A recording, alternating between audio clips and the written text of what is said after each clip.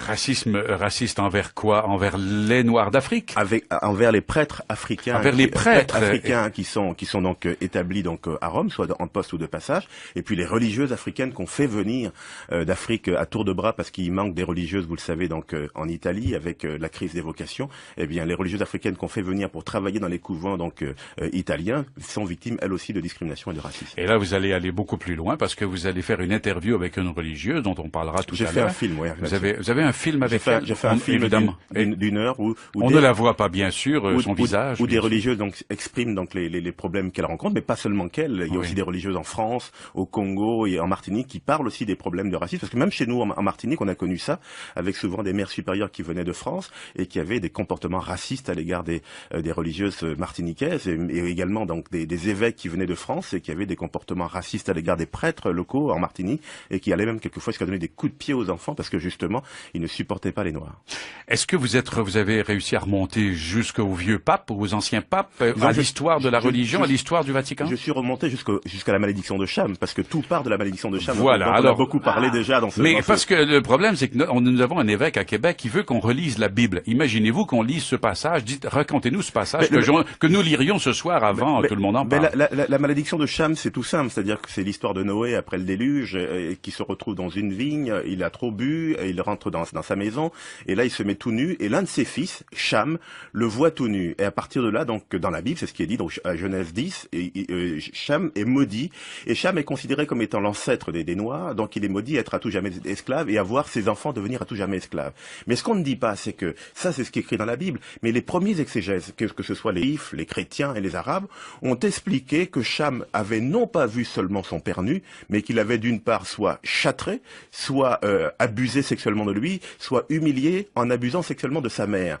Et c'est à partir de là, dans les textes rabbiniques notamment, où on dit que Cham est maudit à tout jamais à avoir des cheveux, sa descendance est maudite à tout jamais à avoir des cheveux crépus, à avoir un sexe surdimensionné, et à avoir justement donc un nez épaté, des grosses lèvres. Et c'est de là que part toute la malédiction qui frappe les Noirs. Et c'est d'ailleurs à ça que j'ai emprunté le titre « Et si Dieu n'aimait pas les Noirs ». Et c'est cette malédiction que l'Église a appuyée pendant des siècles et qui a contribué donc à l'esclavage, entre autres. À l'esclavage notamment, mais aussi à avoir un regard sur les Noirs qui était considéré non pas à l'image de Dieu, mais du diable. Et si vous regardez bien ce qui s'est passé, ce n'est qu'en 62-65, au moment du Concile Vatican II, de Jean XXIII, qu'on a enlevé cette malédiction de Cham, même pas officiellement, mais officieusement, on a décidé que finalement ça n'existait plus. Et donc ça a perduré jusqu'en 1965 tout de même. Est-ce qu'on enseignait ça dans les écoles? Est-ce que cette vision-là, comme dans les écoles africaines ou les écoles des Antilles, est-ce que c'est ça qu'on apprenait aux enfants? Oui, justement, puisque je rapporte notamment une chanson qui était chantée au Congo dans les années 50, où on apprenait aux enfants, donc des religieuses qui apprenaient ça aux enfants au Congo, nous sommes les enfants de Cham, nous avons été maudits, malheur à toi Cham, à cause de toi nous vivons donc encore aujourd'hui donc ce genre de drame. Donc on enseignait ça aux enfants et on leur faisait apprendre ça, y compris dans leur langue au Congo, de façon à ce que ça reste constamment dans les têtes, et ça durait jusque dans les années 60. Alors quand vous voyez que le pape d'aujourd'hui voudrait faire béatifier Pie XII, déjà les Juifs ne sont pas très contents. Et ils ont raison, ils ont raison bien sûr, et vous non plus. Mais non, nous on n'est pas contents parce que c'était le point de départ de ce livre. Lorsqu'en 2005 j'ai voulu donc faire ce livre, c'est parce qu'une vieille dame italienne qui était sensible à la question des Noirs en Italie m'a remis un document, et ça m'a complètement bouleversé. C'était un télégramme qui a été envoyé par l'ambassadeur de Grande-Bretagne auprès du Saint-Siège, auprès du Vatican, en 1944 au commandement allié, pour leur dire on ne veut pas qu'il y ait des Noirs qui viennent donc libérer Rome, et on ne veut pas qu'il y ait des Noirs donc aux portes du Vatican. Pourquoi? Parce que le pape Pie XII l'exige. Donc là, quand j'ai découvert ce télégramme, j'étais complètement abasourdi, et j'ai commencé à enquêter sur Pie XII.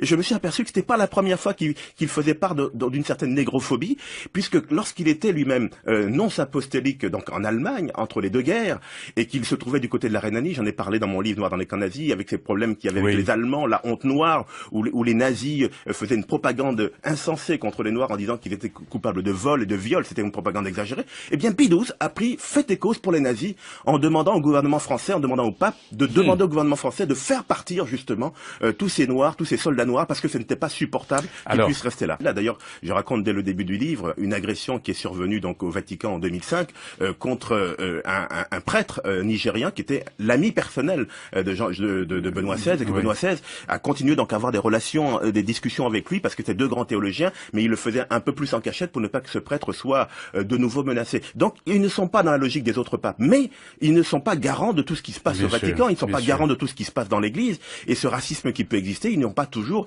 moyen de pouvoir justement donc y mettre fin. Et aussi au problème aussi des papiers. Le problème des papiers. Et donc, Ouais. à un moment donné, Il y a des religieuses confronté- noires africaines au Vatican sans papier. Confrontées donc à tous ces problèmes-là, elles finissent par céder. En plus, quand la vocation n'est pas très forte, elles finissent par céder aux avances d'un prêtre ou d'un évêque, parce que c'est pas elles qui font la démarche, c'est toujours un prêtre ou un évêque donc qui vient vers elles, et elles finissent par céder aux avances, et donc naturellement, elles ont des aventures sexuelles avec ces personnes. Donc vous êtes entré aussi dans un monde de grand malheur. Là, il s'agit de gens... Mais l'Église est Ouais. un monde de grand malheur. Il faut pas non plus avoir une version idéalisée. Ce que me disait un évêque l'autre jour, donc au Vatican, il m'a dit, mais l'Église, elle est humaine jusqu'à la curie. Et donc à partir du moment où elle est humaine, effectivement, il y a des grands hommes et il y a des hommes qui sont capables de petitesse aussi. Oui, c'est drôle parce que je me disais hier, votre livre s'appelle « Et si Dieu n'aimait pas les Noirs ?» et peut-être qu'un jour on écrira « Et si Dieu n'aimait pas les églises ?»